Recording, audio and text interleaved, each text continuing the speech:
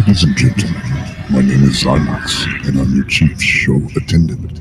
On behalf of the two hosts and the rest of the crew, welcome aboard Weird Wednesday Flight number 13, non-stop, from your current location to parts unknown.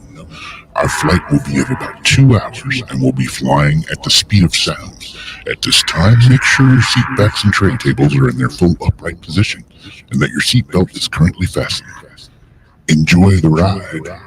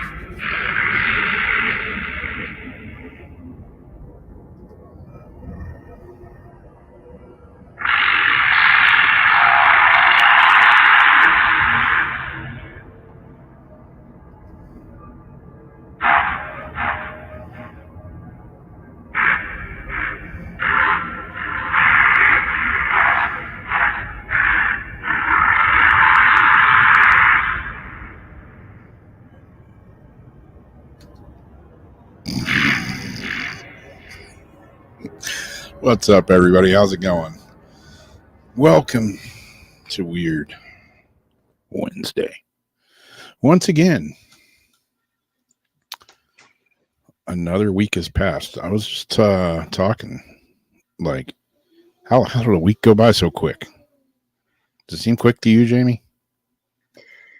Feels like yesterday. Yeah. It's like, where did last week go? I feel like I lost time. Part of the blur I call life. Yeah. Strangeness. And no matter how hard I try to slow it down, last year I did that. I tried to make the most out of every little moment. Didn't wish things too fast. Didn't say, oh, I can't wait till, or can't wait till Halloween. I just took things as it came, enjoyed every moment, tried to make the most out of my days, and I'll be damned. It still went by just about as fast as this one did. Yep. Yeah. How's everybody in the chat room doing? You guys have a short week or a long week or a fast week?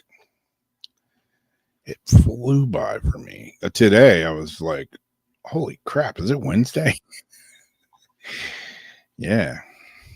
I don't know. Same here. I was like, wait, is it Monday? I thought it was Monday. We just did Paranormal Soup last night. No, yeah. We need to get ready for tonight. Yep. Like 2:30. Like we still want. Yeah, ever since I had COVID and I got better, and then I had all this stupid heart issues and I have like no energy,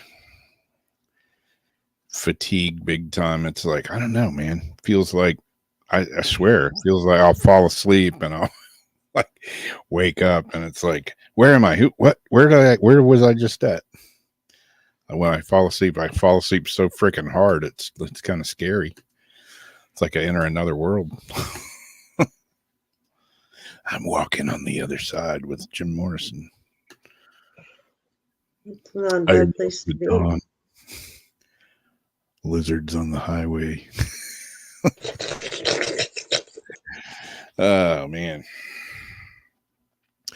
David took a vacation this week. Damn it, man. It's been so long since I've had a vacation. I don't even know what one is.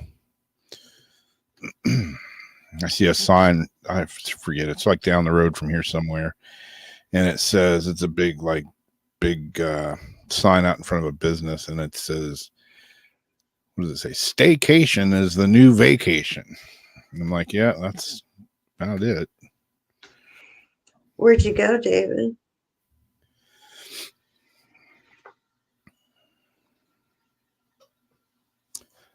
My drummer had a band practice today, and my drummer that's in that band, he just got back from Pittsburgh. Pennsylvania or out here? Pittsburgh, yeah, Pennsylvania. I was like, what the hell made you go to Pittsburgh? I don't know. He was doing some business or something, I guess. He's like, yeah, they didn't have a whole lot except the Steelers.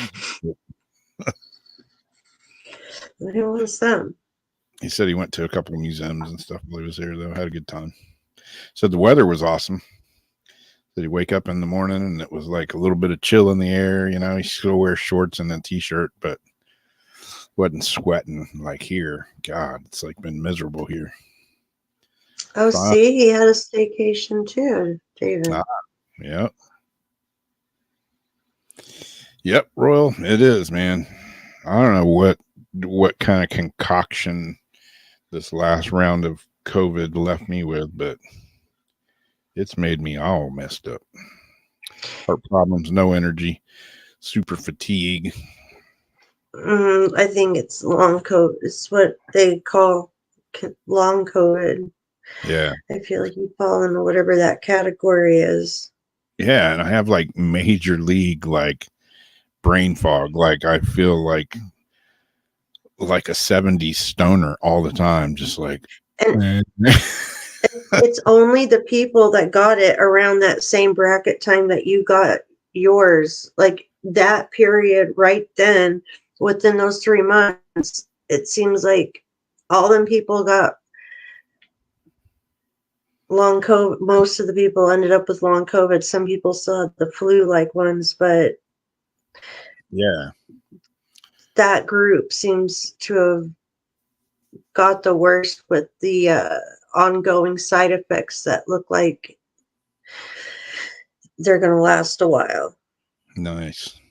Yeah. Yeah, Papa. That's kind of what I started before I got COVID. I'd lost 40 pounds doing pretty much the same thing in about the same amount of time.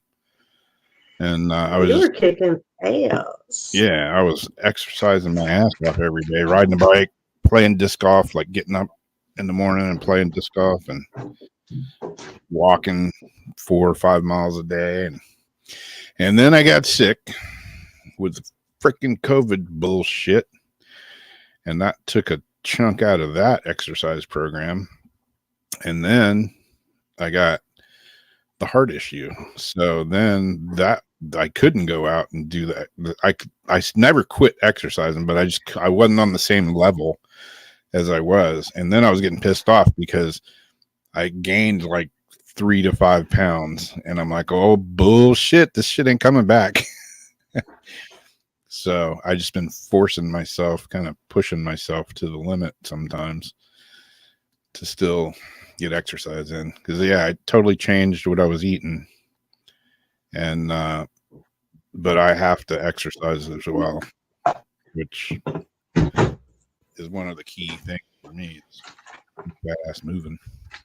But I'm slowly getting back there. Hopefully, I was telling Jamie I got to go in and have some heart procedures done in the next week or two. And hopefully that'll fix my ass. Hopefully.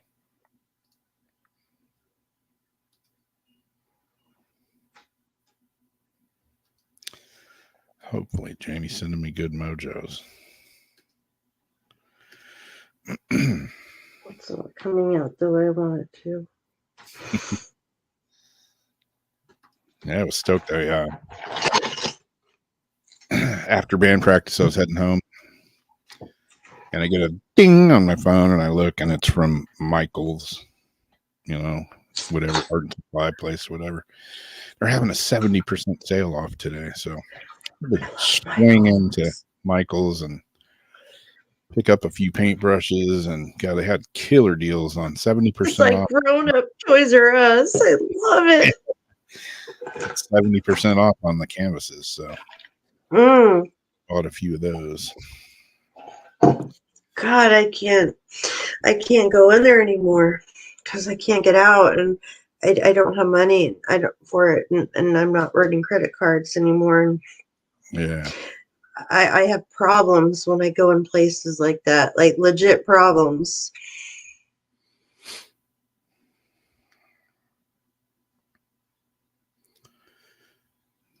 Yeah, I got that degenerative disc disease. I got psoriatic arthritis. I had all kinds of shit wrong with me. Plus, I still have this huge ass hernia, but I can't get that fixed until I get my heart fixed. It's like just a never ending. I'm just a walking shit show. You've had that since I've known you. I know. It's ridiculous. Anyways. But you're getting everything now. You have a kind of a light, at the tunnel here with this person. Things will start to fall into place. Confusion will be less. Once you start doing this, then you could do that domino effect, and then boom, bada boom. Rob's back, bada boom, getting his groove back, playing the disc golf, and doing your metal detecting on the beach again, and all that stuff. Yep. Yeah, I was gonna telling you. I should have took my metal detector the other day, but where I went, it wouldn't have worked anyways. But yeah, I'm figuring, well, I got to go walk on the beach, so I'm figuring if I'm going to walk, that's how I started playing disc golf is, I figured I'm going to start walking. Well, if I'm walking, I might as well be throwing plastic discs at baskets. Might as well be doing something. Might as well be doing something while I'm walking.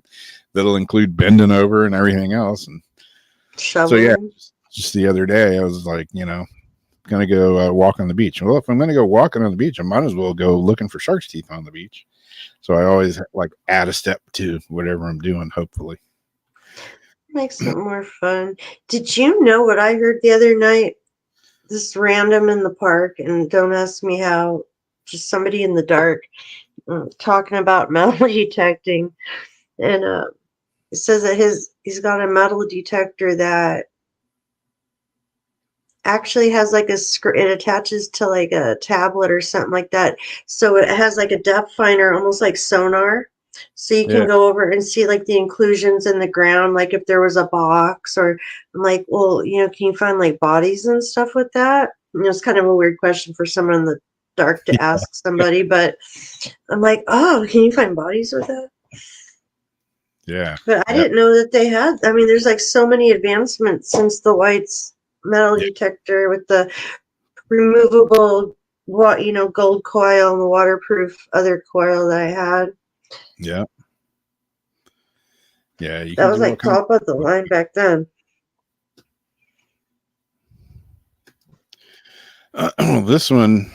This story is interesting. I don't know if maybe some of y'all have seen this one. A weird voice whispers death is irreversible during the Queen's funeral. Anybody seen this? No. It wasn't during her funeral. It was during the procession where they were moving her. She was in the car, and they were moving her from one place to the other. But it was on a channel. Let me see. Let me pull up the article. I'm going to send that to my mom. An ITV news broadcast of the event was mysteriously interrupted by a whispered female voice. It was a day of mourning, not just in the UK, but worldwide, as people from all countries and walks of life paid their respects to the late monarch Queen Elizabeth II after 70 years on the throne. The funeral and processions were covered extensively on television, with multiple channels in the UK providing live coverage of the entire day's events, along with the dash of commentary. One live feed, in particular, managed to generate a great deal of intrigue for a very different reason. However, thanks to a strange technical glitch that caused an unknown voice to interrupt the broadcast. And I have the sound from the video from the broadcast too. I'll play it here in a minute. It happened on ITV, which has been showing the Queen's coffin being driven to its next destination along the crowd-lined streets of London. All of a sudden, a whispered female voice can be heard saying, "The death is irreversible, and the fact is she's trapped," before being cut off by a male presenter who was commentating on the footage. And you hear his voice. He kind of like, he pauses and he's like, you can tell he's just thinking, what the F, Viewers who had been watching the channel at the time were understandably surprised. Who did the voice belong to, and what exactly was she talking about? Many took to social media to express their surprise and discuss what might have happened. Theories range from a technical glitch to a supernatural intervention, but the most likely explanation was that it was a voice of a grief expert, Julia Samuel, who had been speaking on the channel a few minutes earlier. Perhaps she had simply forgotten to take off her microphone. Who knows? Whatever the case, the nature and timing of the error was certainly strange. And I have the sound bite from it here. Let me see if it'll open. Of course, it's going to open where I don't want it to. Death is irreversible, and the fact that she's, as you can see. Okay, let me play it a little bit louder because that wasn't what was supposed to happen there. Here we go. Yeah, the video of it, you see the cars being driven, you see the car, the hearse or whatever it's called there in London with the Queen's casket in it. And the streets are lined. And then you hear this.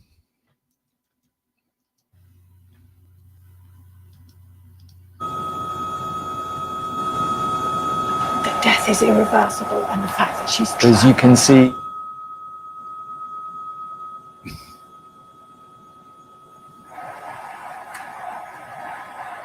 As you can see here in London, it is a lovely day, and as the hearse heads out into West London. Yeah, you can tell it kind of threw the commentator off. He's like, as you can see, he's like thinking, what did I just hear? Yeah, maybe she was still talking to someone, or it was still mic'd. I mean, is that what she sounds like? I don't know. I haven't heard her voice yet. I mean, yeah. I mean, that's clear. What we have to hear is her voice. Yeah, it's pretty clear. Yeah. So, but why would she be saying death is irreversible? Well, I mean, yeah, maybe it is. But she's trapped. I mean, I don't know. That doesn't sound like grief counseling. That sounds like a fucking nightmare. It really does. She's trapped, it's like, what? Which no. It's like, I'm trying to think, even like say that little bit was taken out of context and being talked about in a different way. I still don't see. Yeah, I'll play it one more time. Interesting.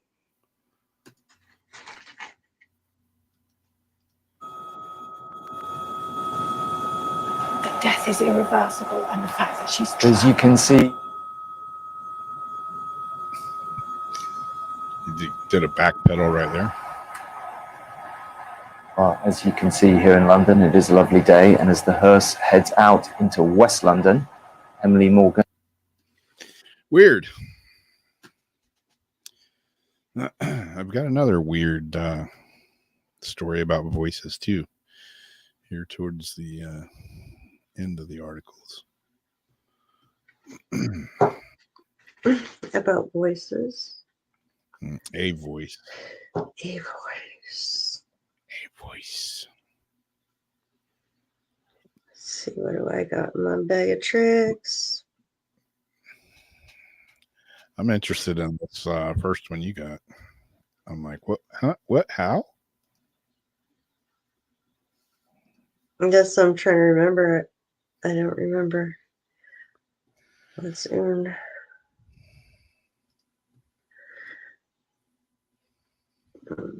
Oh, yeah.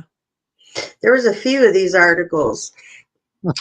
So I did read through them to try to find the best of the articles.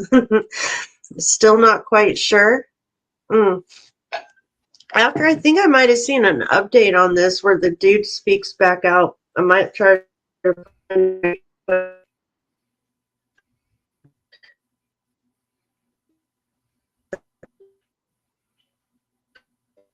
anal bead man speaks out. I need some splaining. Chess. How do you use anal beads to cheat at chess? Yeah, and it's like, is it like, or was it chess or scrap? Yeah, chess.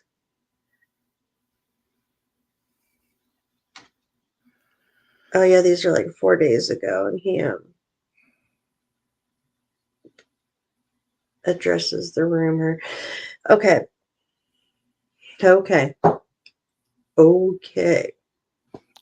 Elon. Okay. Elon Musk agrees. Chess champion cheated. Used anal beads for comms. I don't know what COMMS means. If it's part of chess thing. Elon Musk shares a chess meme about top chess player Magnus Carlsen and Hans Niemann, and the idea that anal beads were used for the cheater.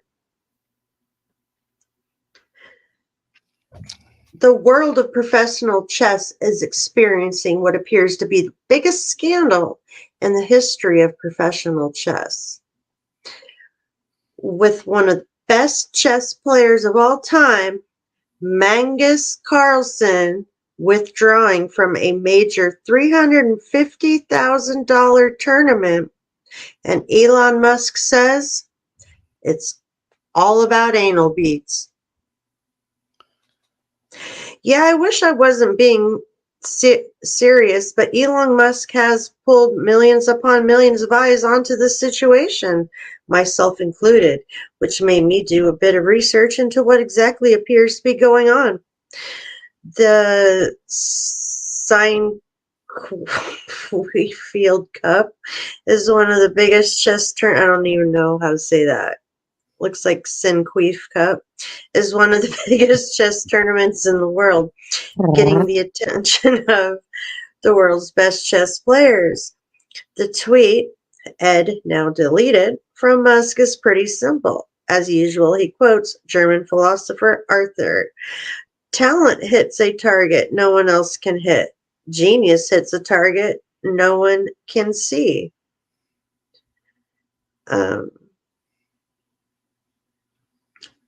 Okay, wait. Let me read the full thing here. It was cut out. Talent hits a target no one else can hit. Genius hits a target no one can see, 'cause it's in your butt. This is in reference to the claims that the 19-year-old, that's what Musk said, that the 19-year-old used anal beads during the chess tournament, following it up with the tweet that the most entertainment outcome is most likely. And then there was like this big letter here. I don't know if I should read that out. I want to read that. Back to the Sinqueef Cup. There's a $350,000 prize pool with 31-year-old Norwegian chess grandmaster Magnus Carlsen quitting the tournament after 19-year-old American chess champion Hans Niemann defeated Carlsen with the black pieces on the chessboard at the tournament in something the 19-year-old described as a ridiculous miracle. Not long after Carlsen pulled out of the chess tournament, he tweeted out a video of Jose Moreno saying, "If I speak, I am in big trouble. Big, big trouble." No one knows what he means, but this is where Musk's tweets step in. r/chess on Reddit and the mainstream media that has been covering him. American Grandmaster and popular streamer said that Carlson pulled out of that tournament because he was suspected that his opponent was probably cheating. He was shocked, beating him with the black pieces. Literally. By a ridiculous miracle. So that sent shockwaves into the chess world, I guess. And so I'm still trying to see where the butt beats come in. They're saying he wouldn't cheat. They take cheating precautions. But how was he cheating? The organizers of the Sinqueef Cup announced on Monday that they've got additional anti-cheating precautions on the way, including a 15-minute delay in the broadcast of the movies. There's already security, so how would he cheat? Anal beads being on one of them, they wouldn't be detected by anything that he was scanned with. They can be communicated. And I'm sure that Neiman's wiggling around in his chair at events he's been.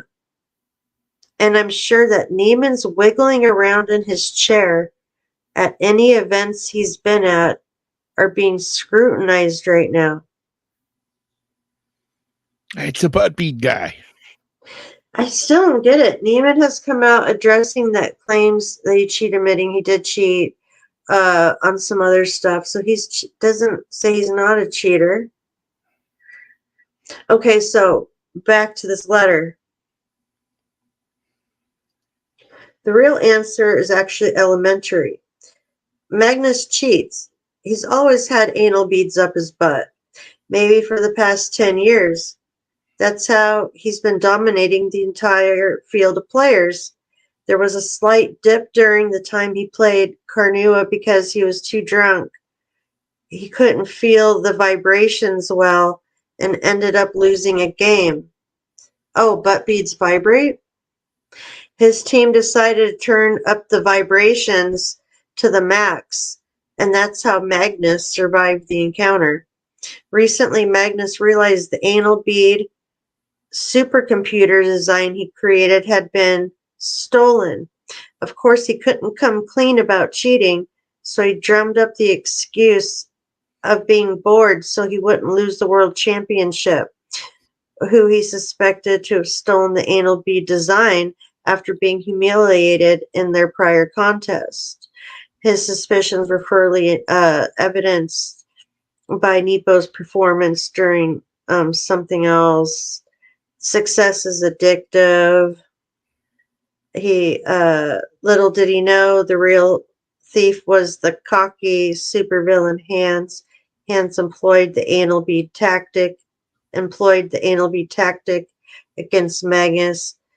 Being new to use the device, however, Hans didn't know that the signals he sent from his beads interfered with Magnus's device. Magnus feels unprompted vibrations on his prostate and realizes Hans stole his poop chute stockfish but couldn't use it to his own to retaliate, lest Hans knew he was the true inventor of the device. That's like a run-on sentence. That's why Magnus was uncharacteristically prone to inaccuracies and proceeded to lose the game. Afterwards, Magnus withdrew from the tournament, but not before putting out a vague tweet. While everyone interpreted as Hans cheating, in reality, Magnus was also cheating, but can't release definite proof since he's also in big trouble. Case solved. All right, so butt beads vibrate. Learn something new every day. Not all butt beads vibrate. I could learn something else new today. Still, how would that vibration help you win chess? Who is somebody sending? Oh, is it like, okay, them underwears that, you send the remote and bzz, bzz, bzz. So is it like, oh, Morse code or something? Or, oh, royal flush. Bzz, bzz, bzz. Like, is there a code with like Morse code? Like, how does this work? I don't know. I was had me when you mentioned the anal bead supercomputer. I'm like, what? There's such a thing? Is there such a thing? I don't know. I've seen anal beads. I'll go ahead and admit that, but I've never seen ones that are connected to a supercomputer. No, I've seen anal beads, the little ring puller thing, and Yeah, you want to have that ring puller it's like because a you dog toy. don't want them to disappear. But Yeah. I didn't know they were so sophisticated. Not me either, man. I'm out of the loop on this. But maybe it's a good thing. I don't know. I was like, had the FD play chess and cheat with anal beads. It's like, man, you're making shit too complicated. Just play the damn game. You know? Like, really? Like, chess is a hard game. Like, really? Can we just play the games? Do we have to, like, really learn to even cheat? I can't play unless I can stuff these beads in my ass. Do anal beads sing bass? Good grief. Are you asking for a friend?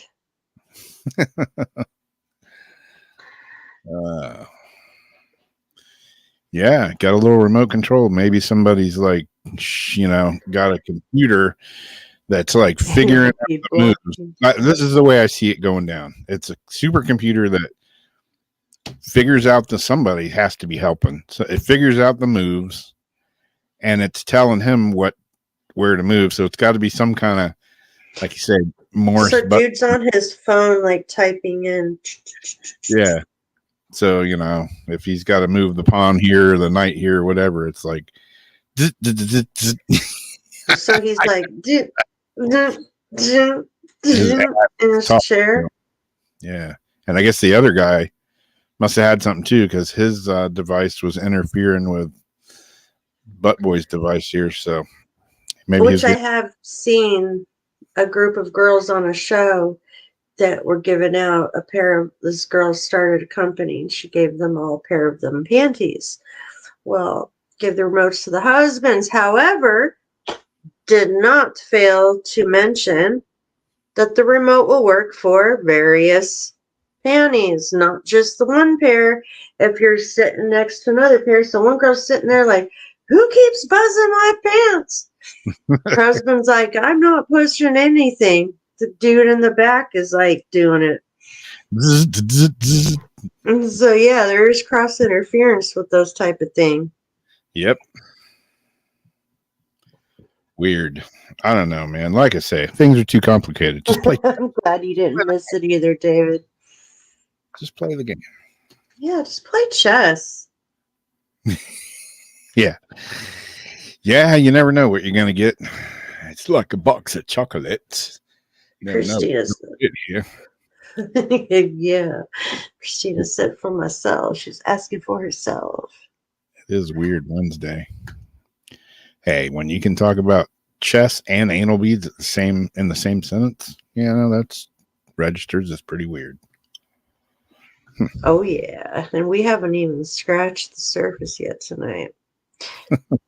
I kept it really tame. I really did. I still have stuff I'm pushing in the back. It'll be a couple months old by the time it comes to see the light of day, but I've been trying to, yeah. Well, speaking of anal beads, this isn't anal beads, but, could be. Related. Well, anything could be. Yeah, anything could be. But this is doctors treat a woman who swallowed 55 AA and AAA batteries. Why? I'll say it again, like I say every week. What the hell's wrong with people? There wasn't a woman who swallowed a fly. The incident, which was inevitably an act of self-harm, has been described by doctors as a world's first. The patient, a 66-year-old woman from Ireland, me lucky batteries, has been admitted to St. Vincent's University Hospital in Dublin after swallowing an unknown quantity of common household batteries. Oh God, the acid in her and the body acid, eating the acid. Da fuck?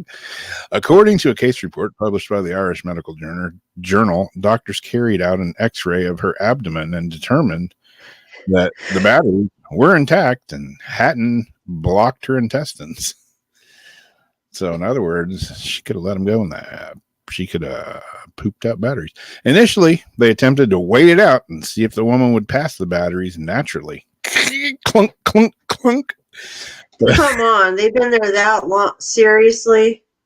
But after a week of waiting and observation, only 5 had presented themselves. Clunk, clunk, clunk, clunk, clunk. 5. As she continued to be monitored over the next few weeks, it became increasingly clear that the batteries were not going to come out on their own. And she had also begun to experience abdominal pain. No shit. Really? As a result of her predicament. The doctors were ultimately took the decision to perform surgery. They discovered that her stomach had become stretched and distended due to the weight of the batteries. Fortunately, however, they were able to remove all of them without further incident. The woman went on to make an uneventful recovery. To the best of our knowledge, this case represents the highest reported number of batteries ingested at a single point in time, the doctors wrote in their report. So if anybody wants to try to break that record, you got to at least get 56 in you. Because she holds a record for 55. Again, what the hell's wrong with people? I mean, okay, like, you know, like those little itty bitty watch batteries. Yep. No, I'm not sticking nothing in me like that. Are you guys, out of your effing minds? Weirdness. Pooping out batteries. Like I say, clunk, clunk, clunk, clunk. Wow. At least they weren't like them D batteries. Was the one you put your tongue on? Oh, the 9 volt little square. 9 volts, yeah. What would happen coming back out? Little spark. One of my friends, his dad always used to say about, test the 9 volt battery. See if it's good. Stick it on your tongue. He'd say, if it tastes like a butthole, it's still good. And I'm like, how's he know what a butthole tastes like? Well, okay, yeah, that's not what my dad taught me, but he just said if it zaps your tongue, it's still good. Yep. If it tastes like a butthole? Yeah. I'm like, so okay. how many batteries did he end up throwing out? Really? Oh, man. Okay, let's see what I got next.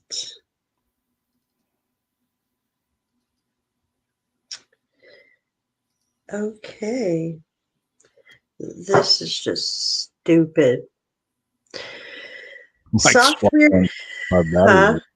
Like swallowing 55 batteries wasn't? Right. Software engineers this is how up this world is getting fast.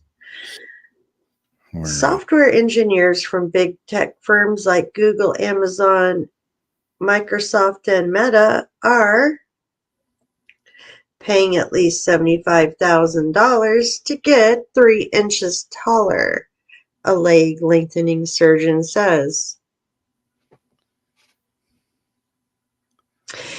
Kevin founded his institute in 2016, and the clinic's business has boomed during the pandemic. Here's how it works. The doctor breaks the patient's femurs or thigh bones and inserts metal nails into them that can be adjusted. The nails are extended a tiny bit a day for 3 months with a magnetic remote control. It can take months to slowly lengthen the bones and for the legs to heal. One software engineer told GQ he spent the first 3 months after his surgery alone in his apartment and order delivery food during that time to go from 5'6" to 5'9". The procedure costs between $70,000 and $150,000, depending on whether the patient wants to grow 3, 4, 5, or 6 inches. This is when we need to play that song. I wish I was a little bit taller. Wish I was a big baller. The common denominator of his client base is that they're wealthy, but they vary by profession. GQ reported that he heard CEOs, actors, finance employees, and a bevy of high-earning tech workers, mostly men, but some women, have come to him for the procedure. I joked that I could open a tech company. I've got like 20 software engineers doing this procedure right now who are here in Vegas. There was a girl yesterday from PayPal. I've got clients from Google, Amazon, Facebook, Microsoft. I've had patients from Microsoft. I've had multiple patients from Microsoft. The surgeon said he didn't recommend the procedure for athletes since it could decrease their ability, and many of the patients GQ spoke to said they didn't tell people they had it done. The stigma around plastic surgery for men has begun to fall away in recent years. Yeah. And within Silicon Valley, plastic surgery has increasingly become a way for for male tech workers to reach their physical goals in recent years. So yeah. You know, I'm one of those people that don't believe in telling people, you know, don't do it. I don't think you should do something because somebody else wants you to do it, talks you into doing it, changing your body. But if there's something that you really are self-conscious about, like really bad, and it would change your whole life to have it done, by all means, don't let my paranoia, you know, stop you from making yourself happy. But there's certain things that people are doing, going to other countries because it isn't safe, for, you know, and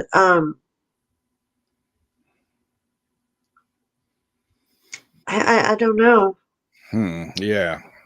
People are doing, you see stuff like, I mean, this is pretty hardcore. Break your femur and put in metal rods or nails or whatever, and stretch your legs, you know, to be a little bit taller. I mean, get some shoes with some platforms on. But that's like telling also a girl to stuff her bra. I feel bad for a lot of guys because, like, because I watch a lot of them trash TV date shows and everything, and when women talk about like their ideal man, it's always like it's got to be 6'5" or taller, or 6'6". You know, it's like I got to have a tall man, and if I wear my heels, I have to be able to read. And it's like I've seen girls literally turn a guy down that was great because when they stood up and stood next to them, they're like, "Oh no, this won't work."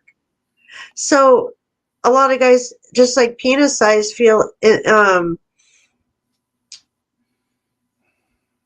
insecure about their height, and so they're having to go and you know, I don't know if this is why they're doing it. I think it's odd that it's tech workers, a lot of tech workers doing it.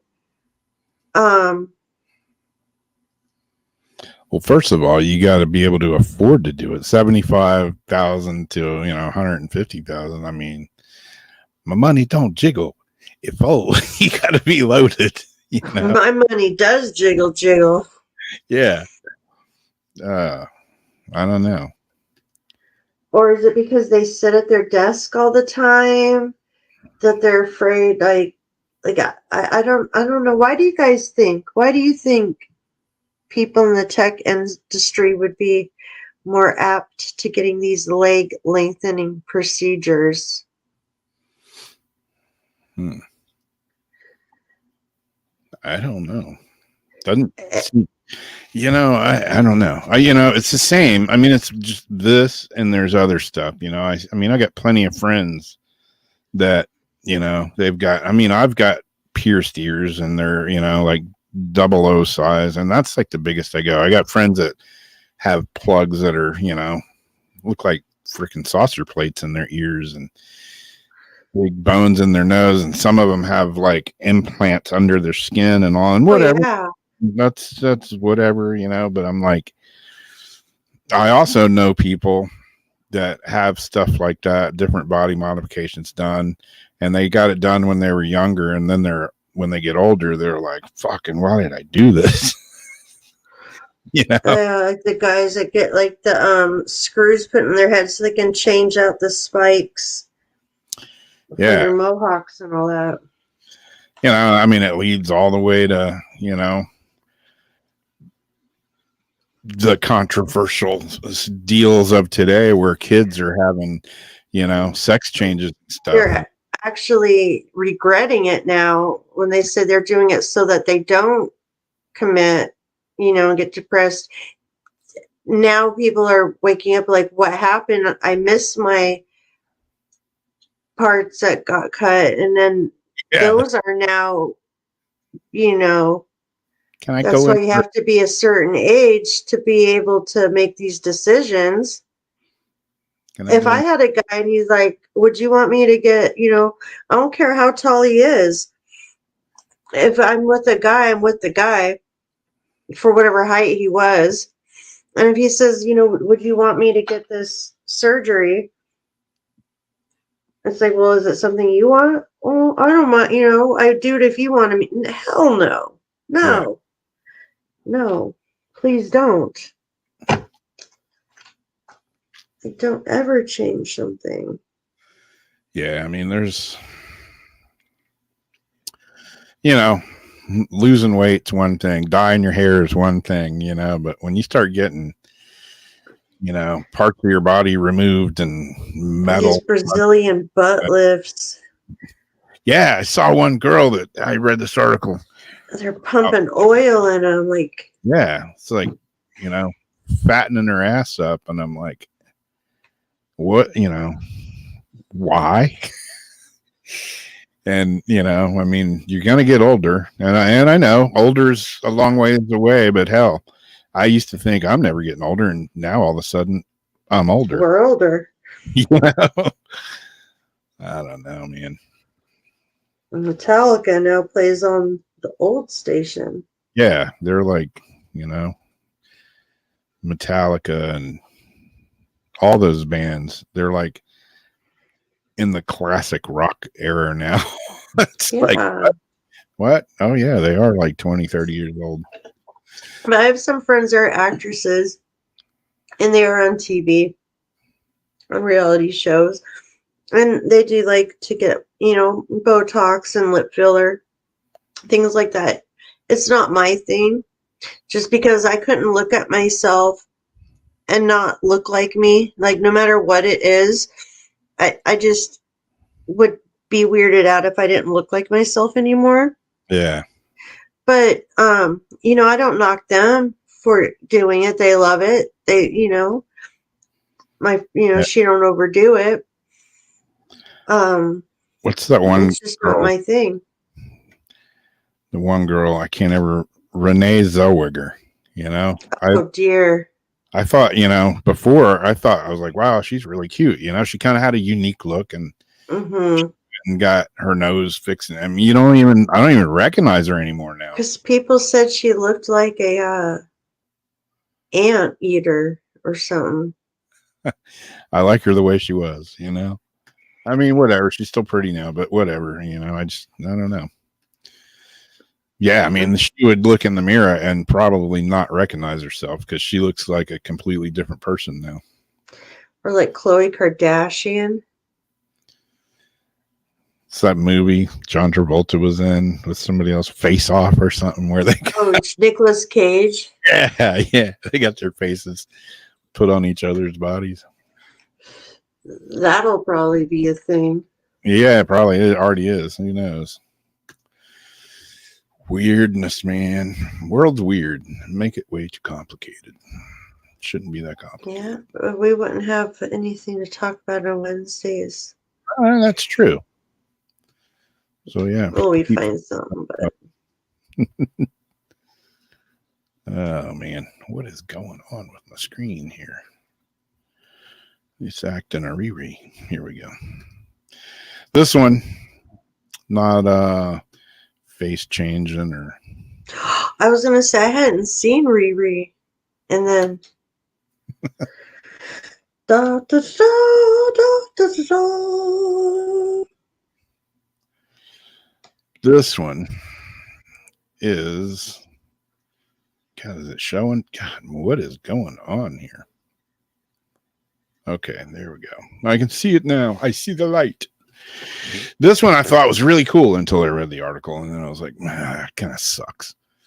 An object resembling a flying saucer has appeared on a lake in Norway, but not everything is as it seems. Photographs of a large silvery oval-shaped object floating on the surface of Norway's Ford and Hargard's net sparked a great deal of intrigue on social media earlier this month. Its resemblance to a UFO, in particular the chrome spaceship from the 1980s movie Flight of the Navigator, prompted suggestions that it could be evidence of extraterrestrial visitors. As it turns out, however, the mysterious-looking object is in fact an art exhibition that's been designed to resemble the silvery scales of a fish. Known as the salmon's eye, it weighs 1,256 tons and was designed by Danish studio Corving Design with funding from Sondre Eid, CEO and salmon framing firm Eid Forbrook. I don't know. I probably butchered his name, but that's what you get for making things that look like flying saucers. The installation is entirely free-floating and reportedly contains 4 interior floors featuring a cinema, several exhibition floors, though exactly what is being exhibited inside remains a mystery for now. Salmon Eye will become an international design icon for Eid Florbrook, and I'm not even going to say that word, making a sustainable aquaculture in the future, said Corving Design CEO Arne Knorving. I'm convinced that the floating aquaculture information center and art installation will be setting new standards for substantial aquaculture in every aspect: design, interaction, research, technology, and an immersive experience. So yeah, it's not a UFO. It's an art exhibit that also doubles as a aquaculture information center with 4 levels for your viewing pleasure. Although they haven't let anybody inside it yet. But yeah, if you just woke up one morning and walked down to the lake, and you'd be like, what the hell is that? I want to go play on it. Yeah. So I don't know. I was like, whoa, that's pretty trippy. Oh, it's man-made.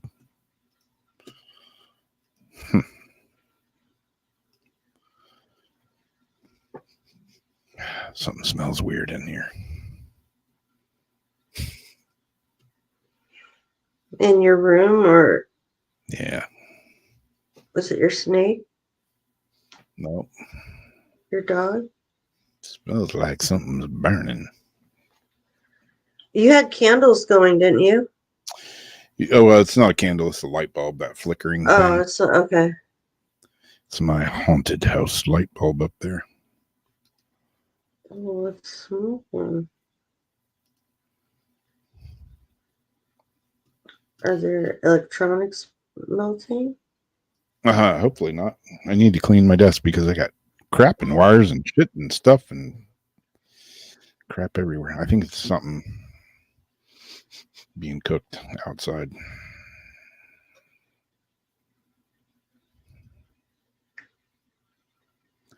But Right.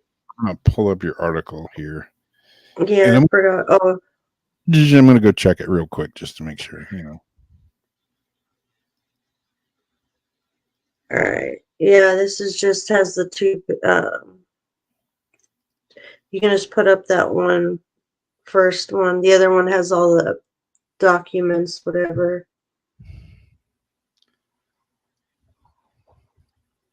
I think this is the one that had the 2 pictures. Yep, it is. Yeah, make sure there's nothing crazy going on.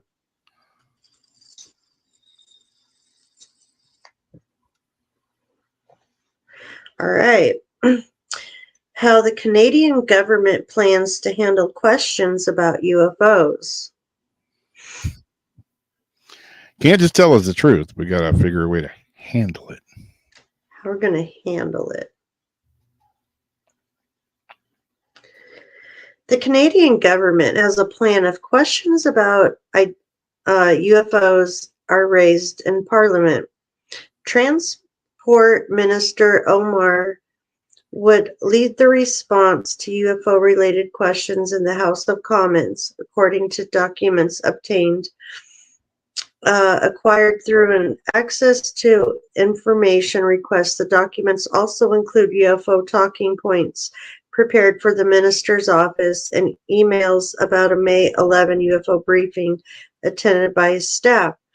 The minister's office has requested a brief on UFOs, specifically Transport Canada's role and additional pertinent information. It's not pertinent. Pertinent information, reads a May 6 email to Transport Canada's Safety and Security Group. Earlier that morning, CTVN News published an article on a UFO briefing former Canadian Defense Minister Harjit Sahan received nearly a year prior. In May 2021, that briefing came in advance of a U.S. intelligence report on military sightings of UFOs, which was made public in June 2021. Additional emails from May 6 quick reveal quick coordination between staff and this article is written weird, and the Defense and Transport Ministry's offices, who discussed and agreed that the Transport Minister would take any questions that could be raised in-house on this matter.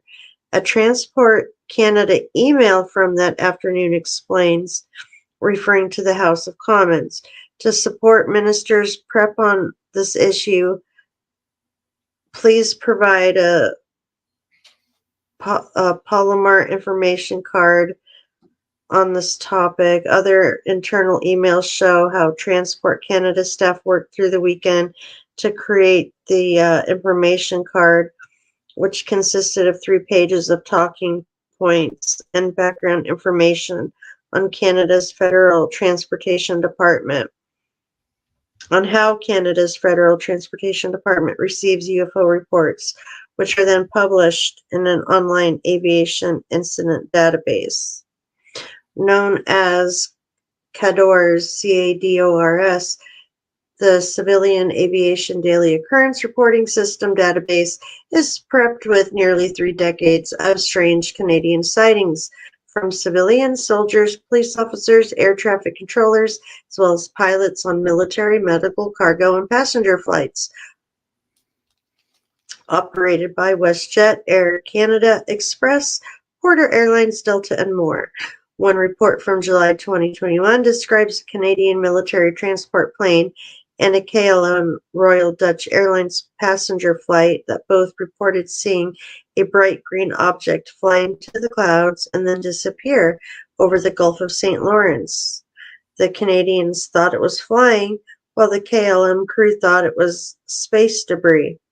Although further investigation into UFO sightings falls outside the Transport Canada's mandate, they're open to continued collaboration with other departments. So basically, they're just giving you all this runaround Mumbo jumbo. Yeah, basically who you have to report to, and then it goes to this department, then it goes to this department, and into a database. They don't typically actually investigate the sightings unless it's like a possible threat.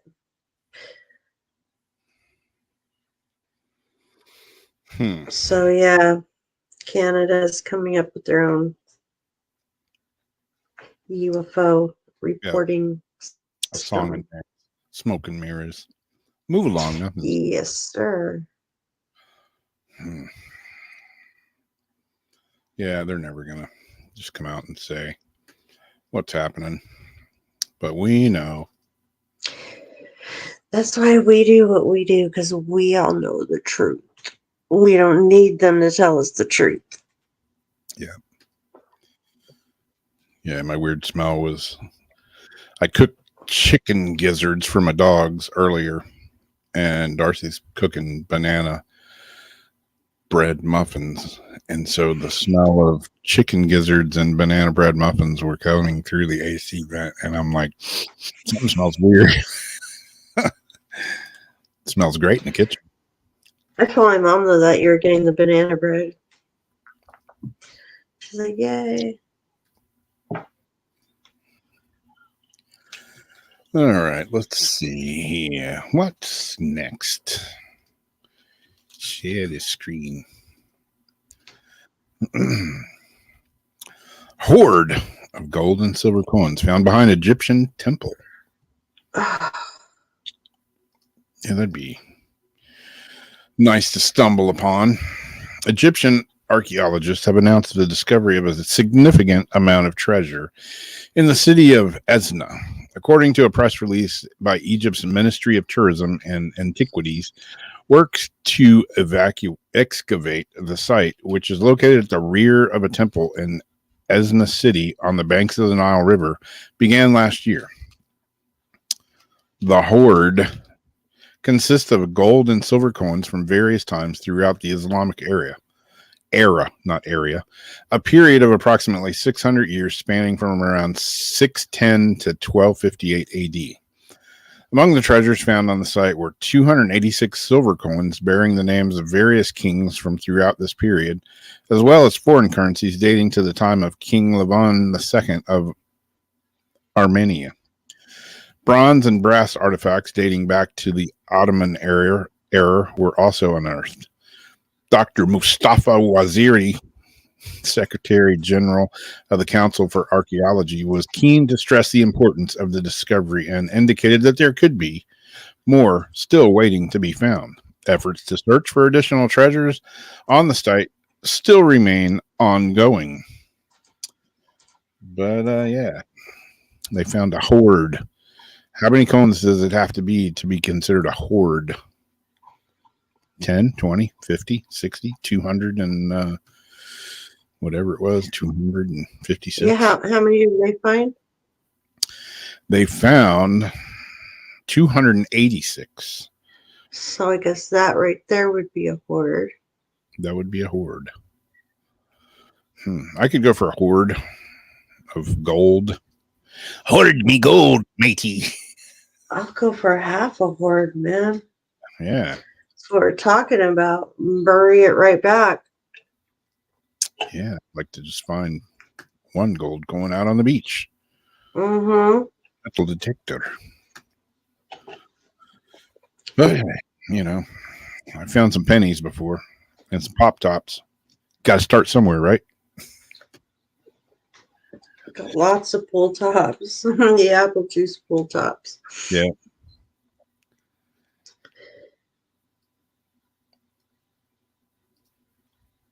You always see those stories of people that get a metal detector, you know, and they go out on their first day and, you know, find an old jar like full of silver coins or something. I'm like, why can't that be me?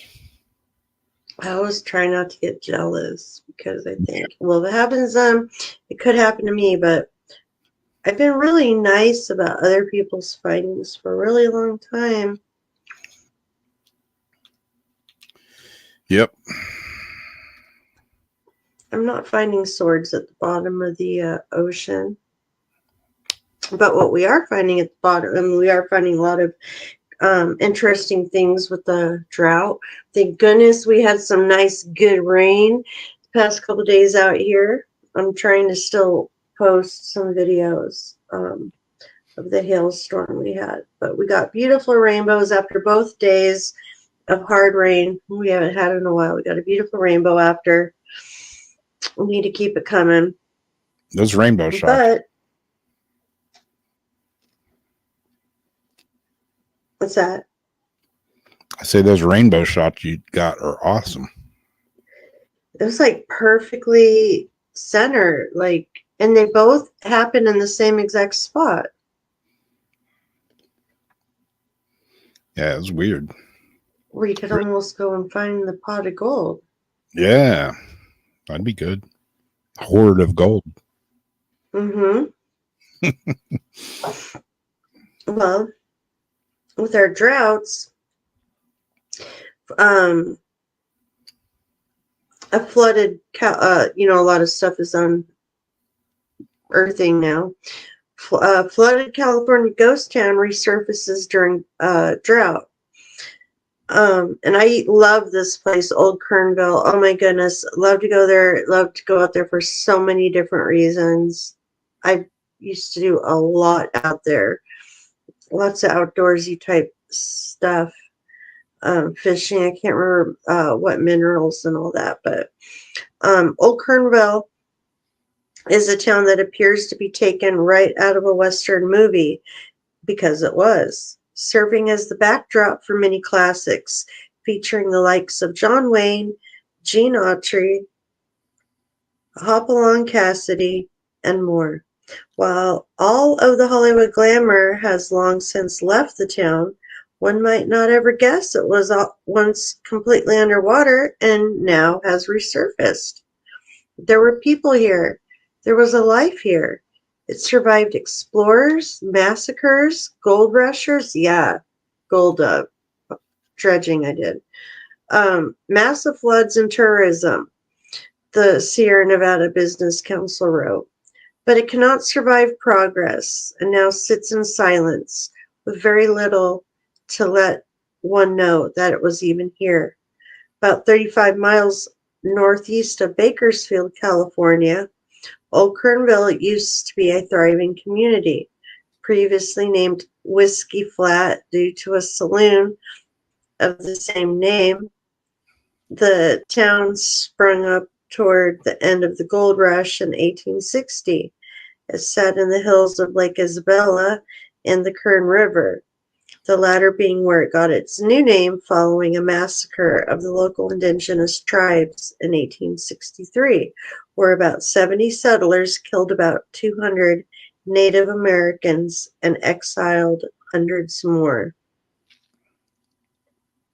Families were moving in, and it was no longer fitting to have the name associated with Demon Rum, as the ladies of the town called it, the Business Council site states.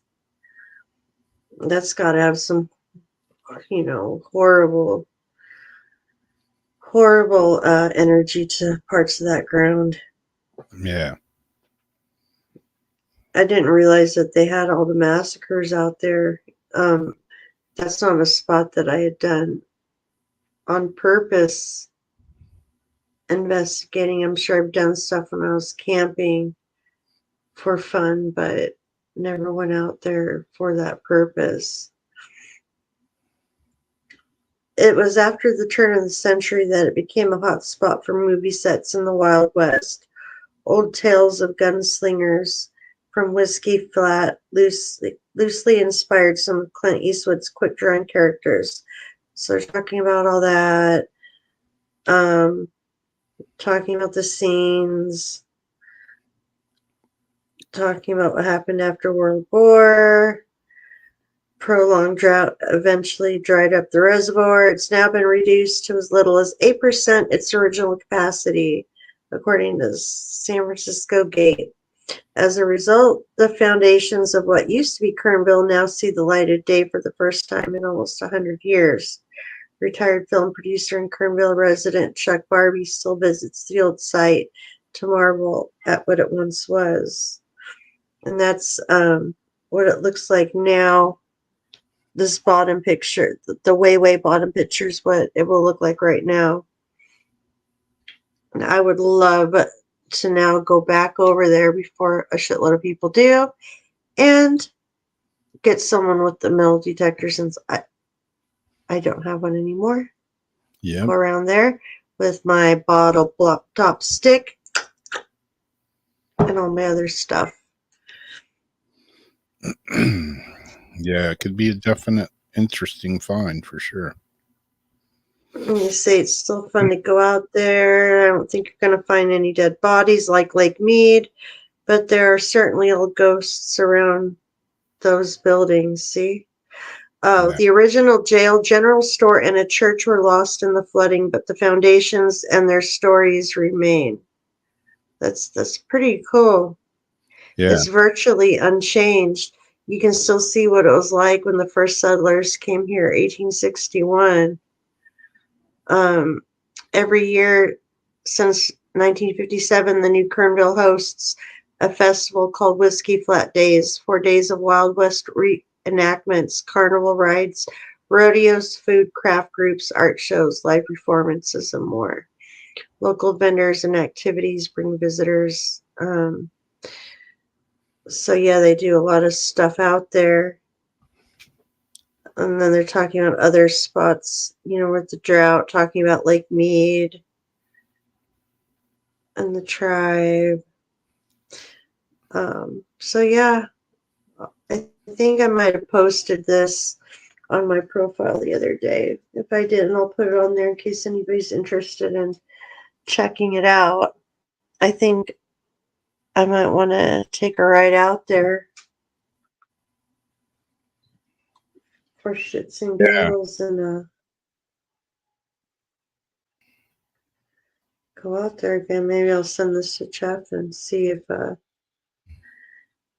wants to do some investigating, Exploring. some adventuring. Adventuring.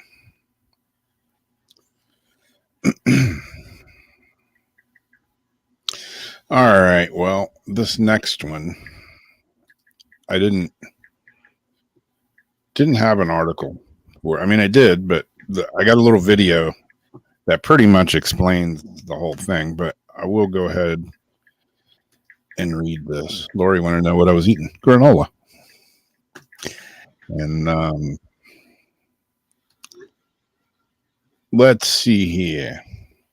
This is a pretty strange one. I don't know if any of you guys have seen this around the news, around the interwebs, but Utah officers say mysterious voice called them to rescue a baby trapped inside a car.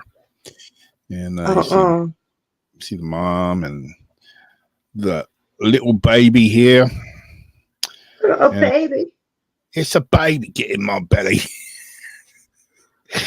Oh, man. 3 police officers. Tango ate my baby. Tango ate my baby. Outside Salt Lake City, Utah, said they heard a mysterious voice asking for help before they knew a toddler was in a submerged car for 13 hours. Officers Tyler Beddos, Jared Warner, and Brian DeWitt, who responded to the incident in the Spanish Fork River Saturday, say they heard an adult voice say, "Help me," a few times. Spanish Fork, man, I can't talk. Spanish Fork police officer Lieutenant Matt Johnson told ABC News. Johnson said that good gravy, Miss Lazy. Johnson said the firefighters Paul Tomadakis and Lee Meacham also heard the voice before realizing there was a toddler in the car. To me, it was plain as day. I remember hearing that voice, and it didn't sound like a child just saying, "Help me." Partially submerged car was upside down when it was discovered at around 12:30 p.m. A fisherman supposedly Is alerted. This old? No, I don't think so. I've heard a story like this before. It was on Dr. Oz, and it was so creepy. It is an older story. I thought it was new, but it's older. I think she talked about it on Dr. Oz, and it freaked me out. Yeah. I have a little video of it. I didn't mean to interrupt you. No, that's all right. That was about the end of it. This is Anderson Cooper on CNN interviewing these guys. And let's see if it'll work. It might not. Share screen. Which screen? This screen. Share. Oh, look, it's like magic. All right, here we go. Yeah, listen to the story, and all of these guys, including Anderson Cooper, which I'm not a huge fan of, but even he's like, they all have this look of perplexation on their face, like, what is going on? You know, when we first got the report that there's a vehicle upside down in the river, a fisherman had walked by the vehicle. We didn't know if the vehicle was abandoned or if anyone was inside the vehicle. It wasn't until we were about there that we got a report saying that they could see an arm protruding from the vehicle. So how much of the vehicle was submerged at that point, Jared? The roof, it was upside down in the river. Water was probably 8 inches from the top of the door frame where the window meets. So definitely the roof section was submerged. And was Lily in the water itself? Not at that moment. She was fortunately placed at the rear of the vehicle in the back seat when it was upside down, that suspended her to where she was out of the water at that time. Tyler, when you arrived on scene, what did you do? We heard something saying, help us inside. And so it was at that point that we, said we have to get in that car now. And we all, the four of us, were able to push the car on its side. And that's when I looked inside and was able to see the child infant strapped in the back seat. So you actually heard a voice calling out, help me. Do you know who that was? At first we didn't know if it was someone inside the car, if it was what that voice was. We assumed, or I assumed, that it was someone in the car saying, help me. That's why we responded saying, we're trying, we're going to get inside and help you. We're doing the best we can. And that was just extra motivation and to get inside the car and figure out who was in there. It wasn't until after we flipped it that we saw the mother, who we know now was deceased at the time, and the child was in the back seat. And so it wasn't until after the early process and we got together and we all heard the same, voice. And Jared, you heard that voice as well? Yes, I did. Like Officer Beddoes has said, more than one of us, of the 4 officers that were there, responded back saying, we're here to help. When Lily was finally freed from the wreck, what condition was she in? I could tell she had some life in her. I could see her eyes moving. She wasn't breathing at that time. Things went so quickly that I just handed her up out of the car as fast as I could to get her out and get her into the proper hands. So she wasn't conscious. She wasn't crying or anything like that. No. I'm really intrigued by this voice you heard, and I mean, I guess it's something of a mystery to you at this point. I mean, do you think it's possible it came? Is it possible the mother was still alive when you guys came on scene, or what do you make of it? For 2 nights, I've laid awake trying to figure out exactly, what it could be, and so many things go through your mind. But all I know is that mom wanted her baby to live. And that just helped us to push us harder, like I say, and do what we could to rescue anyone inside the car. Yeah, I mean, that is the proof of a mother's love. She knew she was dead. Her baby's back there. All she could do was cry out for anybody to save her child. Yep.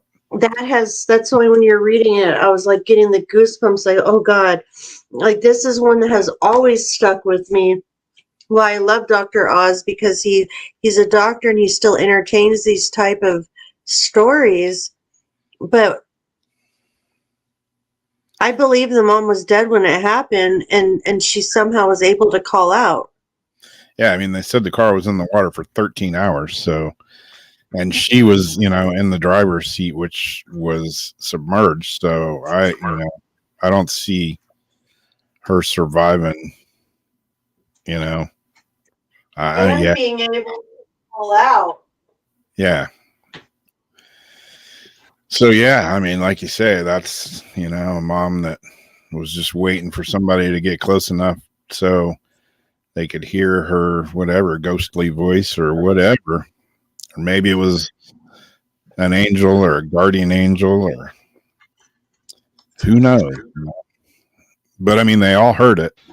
And you can tell just by you know, you can tell by their expression that none of them, they're all like, we have no explanation, but we all heard it.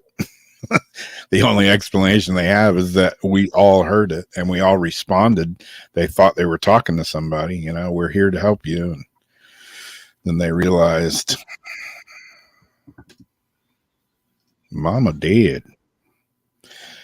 Mama be talking from the other side. I still can't get into the Twitch chat. One of these days we have to fix that. Yeah, we so do. I can answer back on Twitch. Yeah. Gosh, that just gives me like, oh.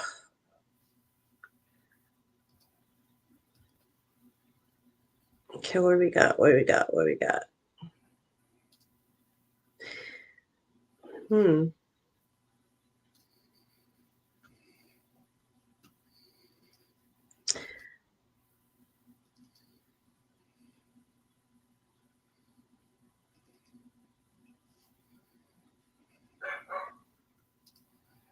Landlord holds an exorcism after refurbishment brings ghosts out of the woodworks. And we're like late on time. You know what? I'm going to actually save, if you don't mind, I'm going to save this one for next time. Okay. The exorcism. And do the light, the orbs. All right.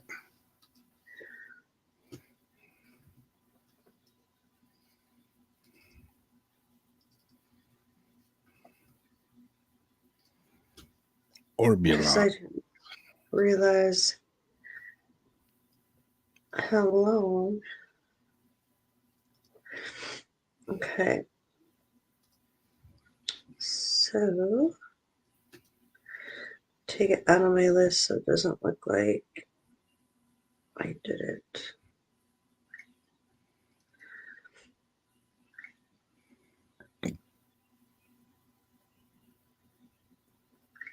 Ralph.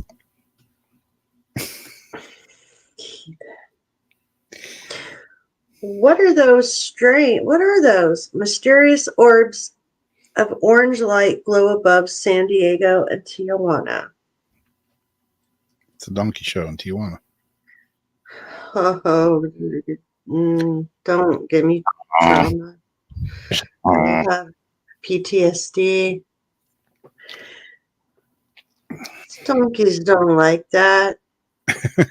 From Tijuana, Mexico to North San Diego County, California, witnesses Monday night reported seeing mysterious orbs of orange light hovering in the sky, prompting many questions with few answers. The lights appeared sometime around 9 p.m. and were visible for about half an hour, from what witnesses told NBC7. It was hard to tell exactly where they were located, but several witnesses reported seeing the glowing shapes hovering above the Pacific Ocean. The lights could see from Carlsbad, coastal and inland San Diego, even Tijuana, Mexico. Was it UFOs? Military flares? The sightings had San Diegans on the internet guessing. Jen shared a video from North County, San Diego, of 2 flashing orbs, but she said at one point there were 5. And, you know, we have been having a lot of SpaceX again going up, like when Jason mentioned some lights that went, like, I don't think it's the same when you're reading, but like Texas and then California, all that, there was like a SpaceX launch. So I don't know if that was like a train of lights like back then. So there are a lot of these train of lights too, but some of these other ones, like when I was looking, did not look Yeah. like what I've seen when I've seen the satellites. Yeah, when you see satellites, you know, it's weird looking if you haven't seen them, but then once you realize what they are, I mean, it's a whole different look.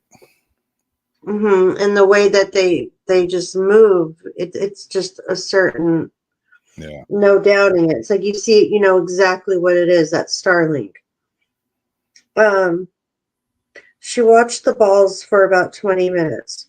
One would fade, one would fade, and then another would pop up. Super weird. They were very bright. Someone else spotted the strange lights from the backyard of his home. He's lived there nearly a decade and is used to frequent military plane sightings, but this was something different. He'd never seen anything like that ever in his life. It was such a bright light, you cannot miss it in the sky. It was just hovering for about a good 2 minutes, and these lights were 4 big rectangles, almost like pulsating. After about 2 minutes, it just disappeared. It was almost like, I wouldn't say it flew away, it just blipped. He said it left a small streak and a glow behind. Several commentators theorized the sightings was military related. NBC7 reached out to the U.S. Navy, the Coast Guard, to see if there were any drills. Monday evening, they believed the Air Force was conducting drills in the area, but NBC was unable to verify that with the Air Force, and they've not heard back from the Navy. It's not the first time strange sightings have sent the internet searching for answers. Then they go back talking about lights back, over there before. So, yeah. These look like the same lights, that I saw a couple of weeks ago. I mean, like, are those Chinese lanterns or are they orange lights in the sky? Yeah. Kind of like these. And that's what you were trying to take, what you got the video of, right? Yeah. And so would they behave the same way they were describing? Pretty much, yeah.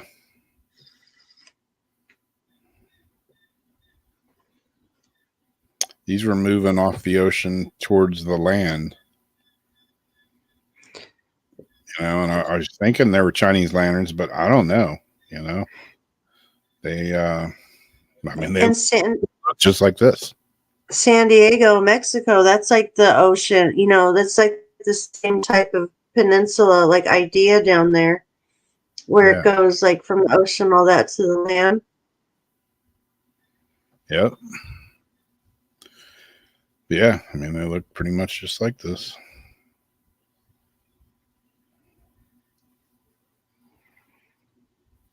Yeah, it's fun to watch the space station. I used to have it on my calendar. I know when it was going to fly over.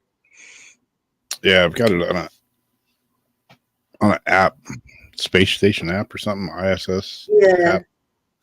Yeah, it shows, let you know, get a text when it's going to be flying over. You got to pretty much drop what you're doing and run out there and look, because it ain't there long.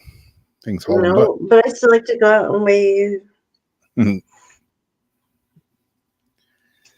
Yeah, you wonder what they can actually see from up there, and what these satellites can see from up there. And they say, "Oh, we can't see that. We can't make that out. We got all these blurry this or that BS. You guys are up there. You could probably zoom right in on our faces." Like, I was hearing something when they were having conspiracy theories about the 6-foot social distancing at the beginning, and they were talking about like surveilling us. And they were saying, like, the military, you can't be 6 feet together. The things can't distinguish the facial recognition, so you have to be at least like 6 feet apart for facial recognition. Yep. Yeah. Oh, no. Actually, no. We can't see you. Did we say that? But no. We were just envisioning that. Your rights and your privacy are utmost concern. Yeah, right. Trust us. Freedom of speech. Just watch what you say. So it's that was actually an Ice-T and Body Count song. Went and saw those guys at Lollapalooza, and I think Metallica played then too, as well as Red Hot Chili Peppers, Primus, Jane's Addiction. It was a very good show.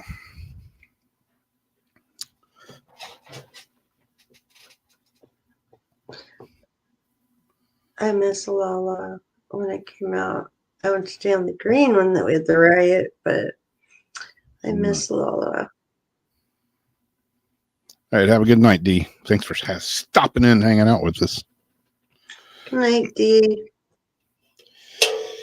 Yeah, concerts aren't like what they used to be. I think I'm going to go. We're not going to have a show Sunday. I'm going to go see Shovels and Rope. They're playing here Sunday.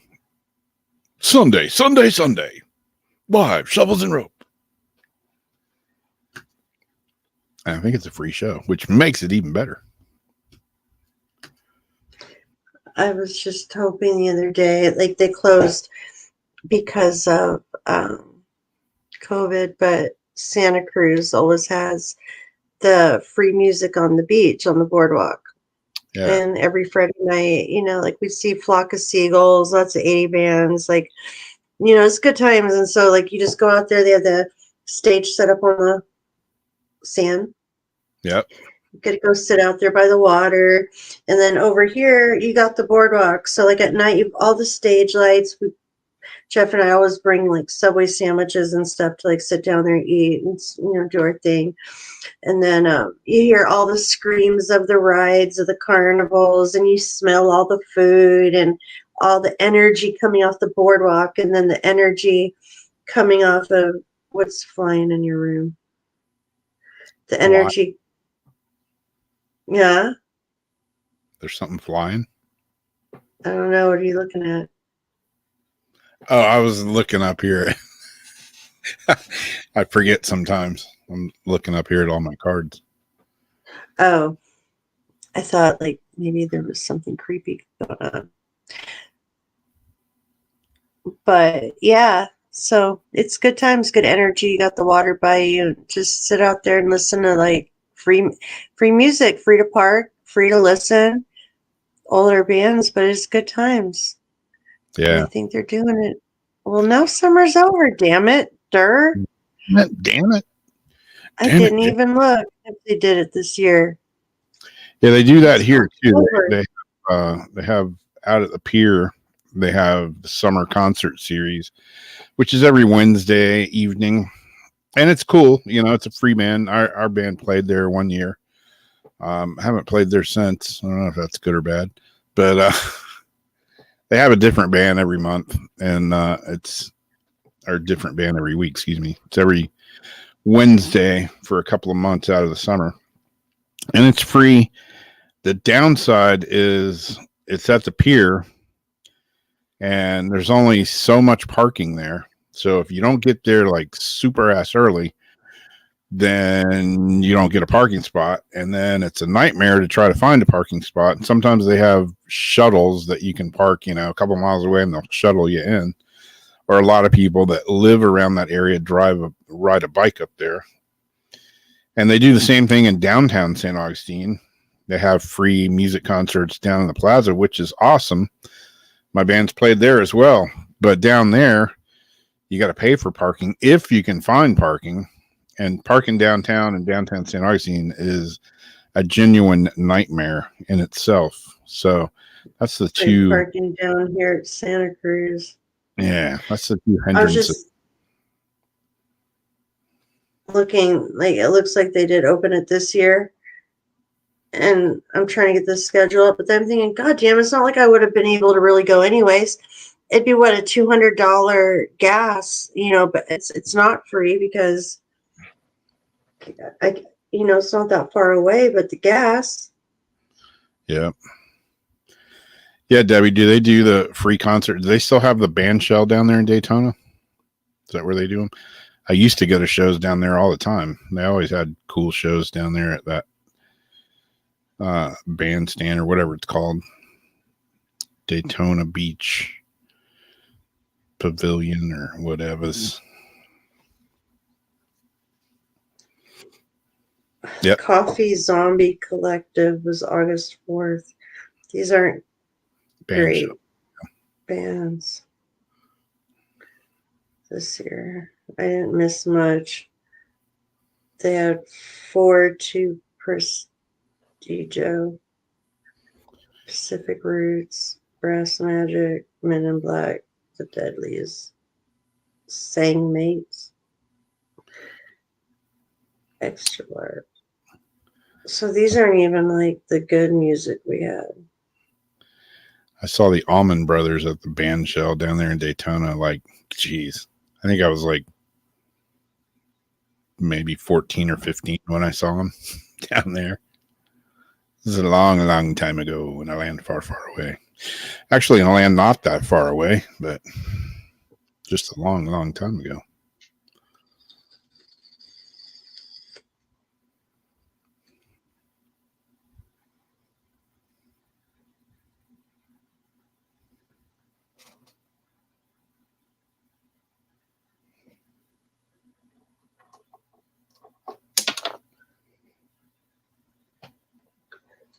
We've got about 20 minutes. I don't know if we have time to do readings for everybody, but you want to do the game? Yeah, we can Or do what some. are you thinking?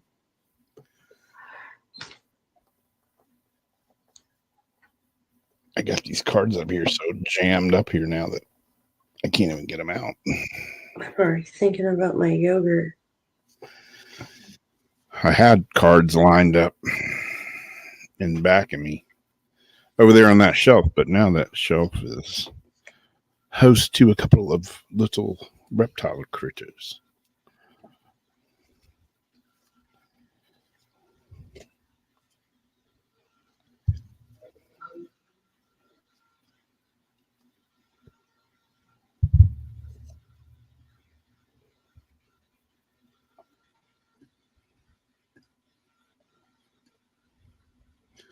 Yeah, MTV did shows there. I actually went to a few of those shows there. Yeah, talk about crazy times.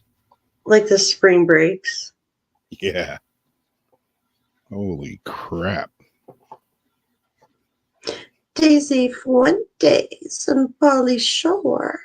Yeah. Adam Carell or Adam.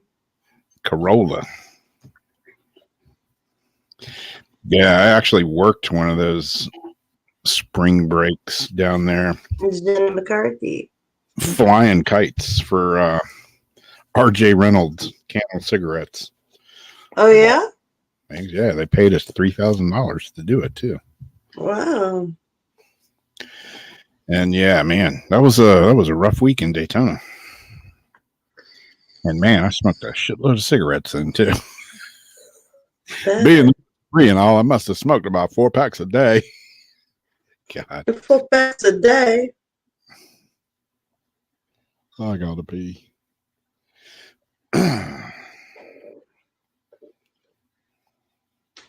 Nay. I need a horse noise right now. A what? A horse noise. Ah. For a certain somebody. All right. Not all questions are as good as the others, but believe it or not, this celebrity makes $47 million per year. A, it's Carrot Top. B, it's Flo from Progressive. C, Dr. Phil. Or D, Judge Judy. Which one of them makes? Well, I'd say Judge Judy, but I thought she made more than that. $47 million per year. A, Judge Carrot Top. Judy. B, flowy from Progressive. C, Dr. Phil, or D, Judge Judy. Yeah, Adam Sandler's coming in concert here soon, very soon. Debbie says C. Wolfie says D. Evelyn says Judge Judy, which is D. Azariana says D. Jamie said D. Lori says Flo. Royal says Judge Judy. And the correct answer would be D, Judge Judy. She's raking in the dough, man. I would have thought Dr. Phil. She really is. I would have said Dr. Phil, but I know Carrot Top makes quite a bit too.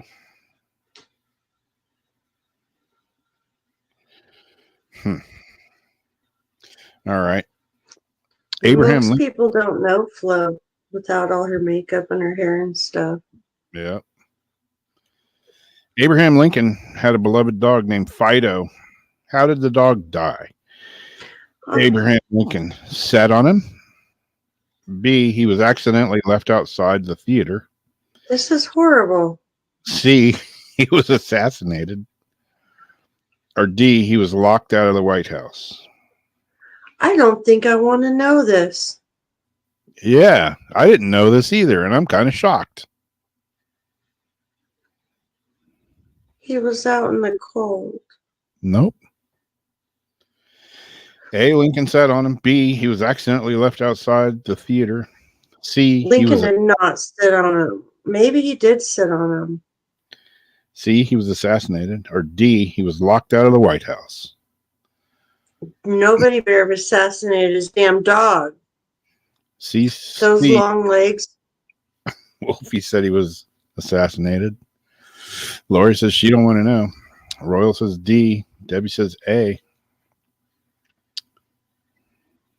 I'm stuck with locking him in the cold and him sitting on him. For some reason, the sitting on him is in my head for I don't know why. Yeah, I would have thought that too. The correct answer is C. He was assassinated. Who assassinates a freaking dog, even though it's the president's dog? Sick bastards. At least it was quick, Fido, hopefully. I mean, if you got to go, it's better than getting sat on or left outside in the cold or locked out of the White House, I suppose. Learn something new every day. I didn't know Lincoln's dog was assassinated, though. Huh. That begs the question of why. What the hell did the dog do? I know. What did the dog? Well, it's like the mob, you know, when you want to get at someone. Yeah, that's just You don't get them, you get a family member. You hurt someone they love. Yeah. That's why I never tell people who I love, what I love, or anything, because that's the first thing that they're going to try to take from me to hurt me. Yeah.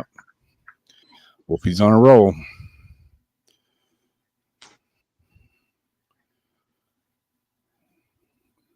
I never give my kryptonite. In 18th century England, in the 18th century England, having black and rotting teeth meant the person A, was possessed by the devil, B, had the plague and was days away from the grave, C, was poor and couldn't afford dental hygiene products, or D, was rich and ate a ton of sugar. Rich. In the 18th century in England, having black and rotting teeth meant the person was possessed by the devil, B, had the plague and was days away from the grave, C, was poor and couldn't afford dental hygiene, or pronounce the words right, or D, was rich and ate a ton of sugar. They were rich and ate a ton of sugar. Didn't care about dental hygiene. Evelyn says D. Royal says D. Wolf says D. Sarah says C. Zariana says D. Lori says C. Cheesecake Mafia with D. And Debbie says I D. didn't see cheesecake came in. The correct answer would be D, was rich, ate a ton of sugar, and didn't give a damn. Yeah, my teeth are rotten. I'm rich. I'm rich, bitch. I'm rich, bitch. Did you see the Snoopos? Yeah. Snoopy loops. I wonder if there's a prize at the bottom of the box. Snoop loops. Snoop loops. I liked cereal when I was a kid. I'm still a big kid and I still like cereal. Yeah, cereal when I'm a kid. I still want some cereals. Some cereal. As long as it ain't made with cricket dust. So my aunt decided that the cricket dust, she doesn't watch this. If you do, I love you, Auntie Karen. But I don't agree with you on the cricket powder. What did she say? That it's packed with protein and that she wouldn't mind eating it. No, not me. Yeah, if there's nothing else to eat, but until I run out of choices, I ain't eating bugs. You can piss in a bottle and filter it out and drink it, but until I run out of water, I ain't doing that either. You can get your little ditch straw, and filter straw and put it in the ditch and drink ditch water. But I got a ditch straw in my go bag. Yeah, until I run out of drinking water, I ain't drinking ditch water. I haven't tried it. I haven't used it. I just know I have it in case. Yeah, I mean, it's good to have in case,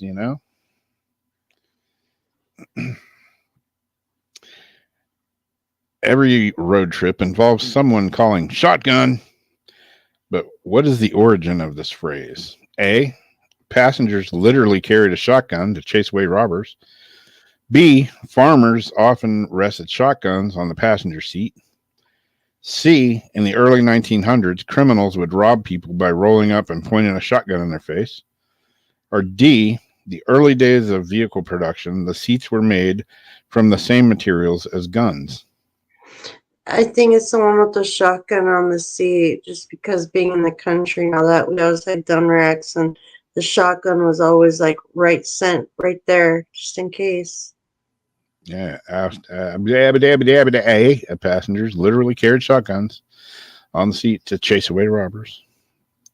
Farmers rested shotguns on the passenger seat. Criminals would rob people, or early days of vehicle production, seats were made from the same metal.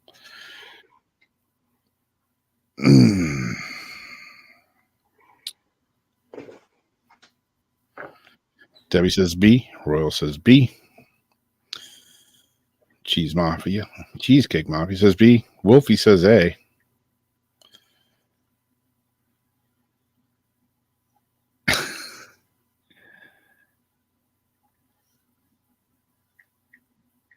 I'm going to say the correct answer would be A. Passengers literally carried shotguns on the passenger seat to chase away robbers. Wolfie is freaking red hot. That would make more sense than something where they go shotgun because that's where the gun is and they have to move it. It's shotgun because I'll hold the shotgun for the robbers. Like when you're driving in pub and then I'm riding shotgun with the AKM. Yep.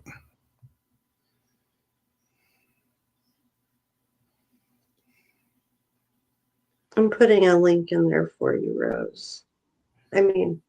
Sarah. I haven't seen Rose in a long time. Yeah. Where has Rose been? I haven't been on because of all my issues with my phone. So I'm not on my feed as much, but now I have to look because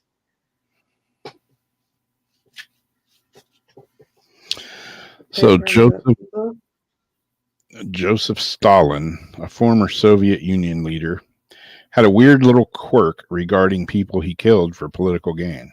Afterward, he'd pay people to A, slander the person's reputation, B, bury the body in their yard, C, edit the victims out of a group photo, or D, harass their wives? Joseph Stalin kind of seemed like a dick. So A, he would slander the person's reputation. B, bury the body in their yard. C, edit the victim. What was the question? Joseph Stalin, a former Soviet Union leader, had a weird little quirk regarding people he killed for political gain. Afterward, he would pay people to A, slander the person's name, B, bury the body in their yard, C, edit the victims out of a group photo, or D, harass their wife. Harass the wife. All right. Sarah says A. Evelyn says C. Wolfie says A. Royal says C. Zariana says C.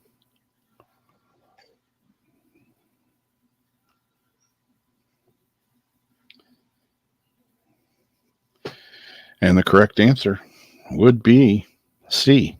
Edit the victims out of group photos. He would pay people to do that. Wow.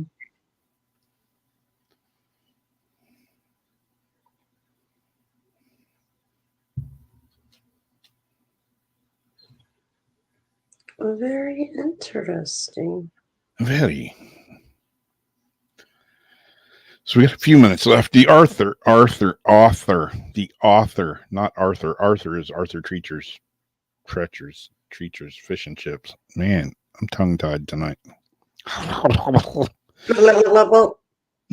The author, Mark Twain, wrote many classic books, which a lot of them are banned nowadays. Why? I don't know. Because much less famously, he also, A, got his tongue caught in a mousetrap, B, ate nothing but fried worms for years, C, had someone shake him until he pooped, or D, secretly worked as a spy for Mexico. Okay, wait, what was the beginning again? Mark Twain wrote many classic books, but he was also less famously known for he also A, got his tongue caught in a mousetrap, B, ate nothing but fried worms for years, speaking of eating bugs, C, had someone shake him until he pooped, or D, secretly worked as a spy for Mexico. Okay, I want to say the poop one because that is just so weird that like how would you even come up with that? I know. But then the one right before that, which one was right before it? Ate nothing but fried worms for years. Yeah, the fried worms it could be. So I'm gonna go with I'm gonna say fried worms, but some of the poop shook out of them. I don't know why. I'd like to hear the backstory on it. That's just too weird to even come up with. Like, who even made that up? Yeah. So, Evelyn with a C, Debbie with a B, Wolfie with a D, Royal C, is Ariana D, Cheesecake Mafia D. Evelyn says he ate a lot. Oh, man. The correct answer is C. He had someone shake him until he pooped. What? That's some serious shaking going on right there. I'm just going to shake the shit out of this guy. Is that how he came up with it? It was with Mark Twain. Oh What my are you gosh. doing? Shaking the shit out of Mark right now. Can't help you. Literally shaking the shit. Look what I just seen on Google. 3,300-year-old cave frozen in time in Israel. All the shit they found in it. Wow. I sent you the article. You can look at it later, but wow. He literally had the shit shook out of him. Yeah. Rose says that's where the saying shake the shit out of you. Seriously. Yep. What are you doing right now? I'm shaking the shit out of Mark. I can't be bugged right now. He's paying me to do this. That's so he wanted. Oh, maybe he was constipated. Something. Like, why else would someone want to have someone shake it out of him? Hey, Jamie, can you come over and just shake me until I poop? Sure thing. Too many fried worms? You too many fried worms. I ate too many crickets today. I'm kind of bound up. Shake the shit on me.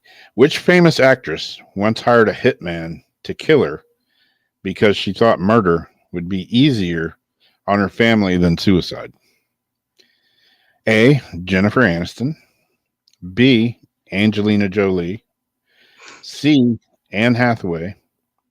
Or D. Reese Witherspoon. Seems like I know. That's dark. I feel like I know it too, but I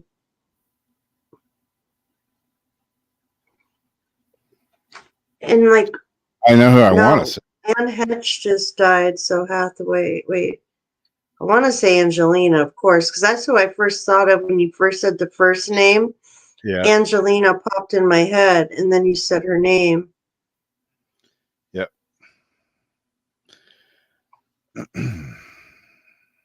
Not Jennifer Aniston, really? Didn't get exercise because he sat and wrote all the time. So he had to have the shit shaken out of him. Lori says B. Angelina Jolie. Evelyn says D. Reese Witherspoon. Royal says C. Anne Hathaway. I would have went just on the... I'm going to say Hathaway. Just on the gumption of crazy girls, I'm going to say Angelina Jolie. Yeah.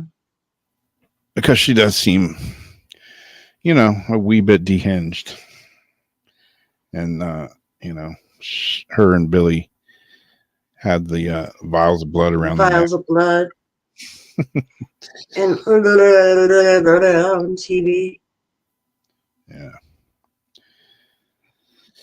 Azariana says B. Correct answer would be B. Angelina Jolie. Oh, well. Yeah. Here's one that'll fit in with today's world. Body and... They're coming back with McDonald's Happy Meal buckets. Probably $30. A Happy Meal bucket? Yeah, like when we used to get the little pumpkins. And then like little goblins. Anyway. Goblins. Body integrity identity disorder is a rare disorder where people don't feel complete until A, they severely scar their own body. B, a working limb is amputated. C, they lose or gain a specific amount of weight. Or D, a body part is broken. Body integrity identity disorder. Debbie says B.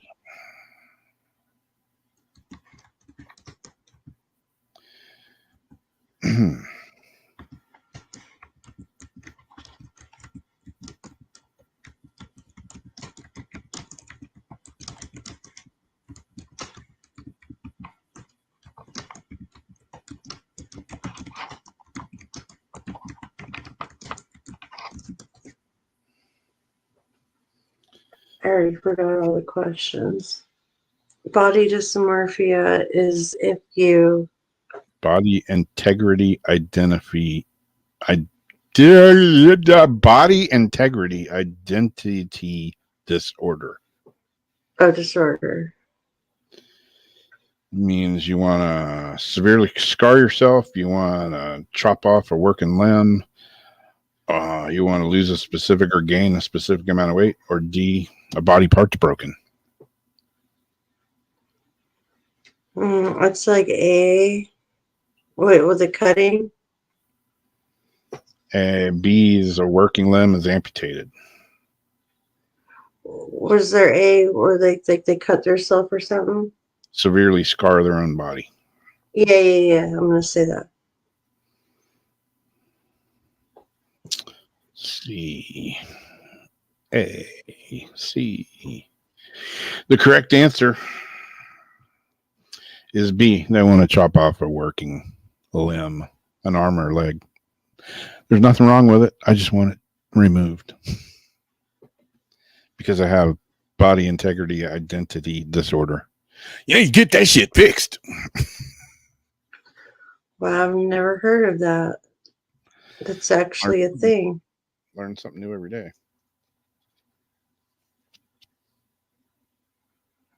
Wow.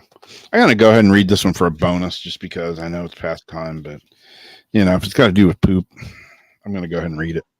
Yeah. A good butt wiping is necessary after taking your daily poop, but which of the following is true? A, fecal matter can penetrate 14 sheets of toilet sheets, not sheeps, 14 sheets of toilet paper. B, 27,000 trees a day are cut down to make toilet paper. C, more infections are caused by rough toilet paper scraping your butthole and allowing fecal matter into your bloodstream. Don't get no rough toilet paper. Or D, toilet paper enters our drinking water, but it is filtered out before it ever hits our faucet. I'm going to say C. Again, the answers are A, fecal matter can penetrate 14 liters. You know that McDonald's toilet paper. Whew, that stuff's harsh. B, 27,000 trees a day are cut down to make toilet paper. That's why you should get a bidet. C, more infections are caused by rough toilet paper scraping your butthole.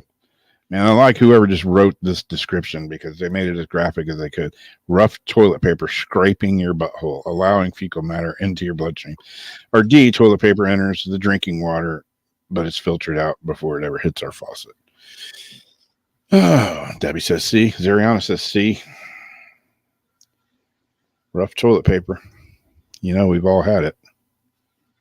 Got to get that Charmin Extra. Especially during the 2020 toilet paper thing, having to use like ripped apart cardboard paper bags and such. You know, there's a lot of scrape buttholes during that. Mm-hmm. I made the mistake of getting that Scott, like, 1,000 sheet, like, mega roll thing. And just like balls up. it was like wiping your butt with sandpaper. It's like, screw it. I'll just take a dump, take a shower, wash it.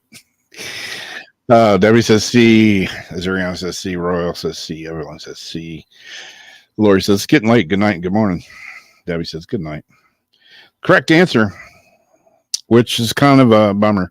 I would think, you know, scraping your butt with rough toilet paper would cause you to get sick. But the actual answer is B. 27,000 trees a day are cut down to make toilet paper.